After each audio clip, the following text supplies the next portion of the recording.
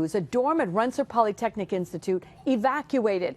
HazMat crews on the scene right now after notes were posted in a dorm by a student warning of chemicals being released in his room. Let's get right to Chris Gloninger, who joins us live now from the RPI campus to fill us in on what he has learned since all this went down. Chris? Liz, here's what's going on right now. Behind me on Burdett Avenue is one of the entrances to the RPI campus. Up Peoples Avenue is the field house, which is behind me. As what we know right now, I just spoke with Troy Fire Chief Tom Garrett a short time ago, and he confirmed there was a suicide by way of chemical exposure.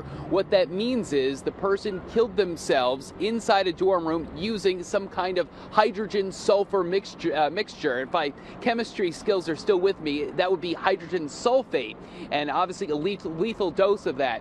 And if this is some of the video we shot earlier, when we first got to the scene, we were on campus, and according to Troy police, a student posted signs around his dorm building saying not to go into his room. This happened late Monday night because he released chemicals inside of that building. His roommates, according to the police department, noticed the body when they walked inside this morning, and that's when the fire department was called with their HazMat unit to the scene.